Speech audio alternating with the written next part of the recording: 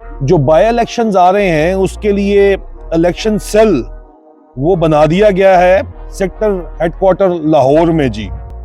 ان لوگوں کو خصوصی طور کے اوپر سیکٹر ہیڈ کوارٹر بلایا جا رہا ہے مبینہ طور کے اوپر جو کہ ووٹ بینک کو جو ہے متاثر کر سکتے ہیں. پی ٹی آئی کے سپورٹر جو ہیں ان کو کہا جا رہا ہے کہ وہ نون لیگ کو ووٹ کریں. بہت انٹرسٹنگ خبر یہ ہے کہ یہ صدر بنانا چاہتے ہیں جی فلیال تارپور صاحبہ کو اگلا پریزیڈنٹ بنانا چاہتے ہیں زرداری صاحب مبینہ طور کے اوپر. بسم اللہ الرحمن الرحیم. السلام علیکم دوستو.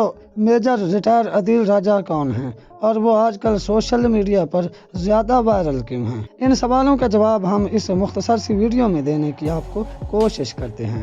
عمران خان کی حکومت ختم ہوئی تو سوشل میڈیا پر فوجی قیادت کے خلاف ایک توہین آمیز مہم چل پڑی، جس کے بعد خفیہ ادارے حرکت میں آئے اور ایسے لوگوں کو اٹھانا شروع کر دیا جو اس گھٹیا مہم کے پیچھے تھے.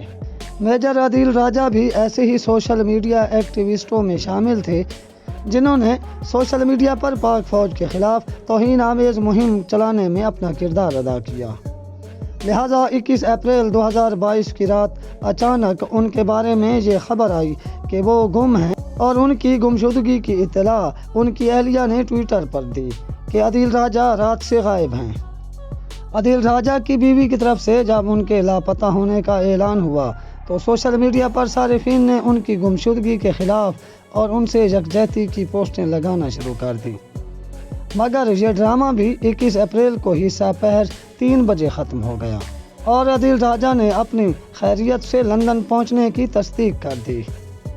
موصوف 20 اپریل 2022 کو اسلام آباد سے لندن روانہ ہوئے اور 21 اپریل کو لندن پہنچ گئے، اور جب تک موصوف خود لندن نہ پہنچ گئے تب تک پراسرار خاموشی رکھی اور ان کی اس خاموشی کے درمیان پاک فوج کے خلاف سوشل میڈیا پر لوگ زہر اگلتے رہے. اور لندن پہنچنے کے بعد پھر انہوں نے پاک فوج کی اعلیٰ قیادت پر الزامات لگانا شروع کر دیے. جیسا کہ ہم نے آپ کو بتایا کہ موصوف برطانیہ پہنچ چکے ہیں اور اب برطانیہ میں بیٹھ کر پاک فوج کے سرونگ آرمی چیف کو میر جعفر اور غدار بنانے پر تلے ہوئے ہیں. اسی طرح اعلیٰ عدلیہ کے ججوں کے خلاف بھی یوٹیوب پر زہر اگل رہے ہیں. پیارے پاکستانیوں، لندن میں بیٹھ کر پاکستان کے خیر خواہ بننے کے دعوے دار عدیل راجہ کن کو خوش کرنے کی ناکام کوشش کر رہے ہیں یہ تو ابھی معلوم نہیں ہے، مگر کبھی نہ کبھی یہ سچ بھی سامنے ضرور آئے گا. مگر روس اردو نامی ایک نیوز ادارے نے ٹویٹر پر یہ دعویٰ کیا ہے کہ پاک فوج کے خلاف اس مہم سے عدیل راجہ کے فالورز کی تعداد ایک ہی رات میں 30,000 سے زیادہ بڑھی ہے. مطلب موصوف فالورز، سبسکرائبرز اور ویوز کے لیے پی ٹی آئی کے حمایتی ہونے اور پاک فوج کے مخالف ہونے کے دعوے دار بنے بیٹھے ہیں. حالانکہ پی ٹی آئی کے چیئرمین عمران خان خود پاک فوج سے اظہار محبت اور پاک فوج کی اہمیت کا ان گنت بار اظہار کر چکے ہیں. پیارے پاکستانیوں، ان رونگ نمبر سے ہوشیار رہیں اور اپنے ملک کے مفاد کے خلاف کسی کو بھی سپورٹ نہ کریں.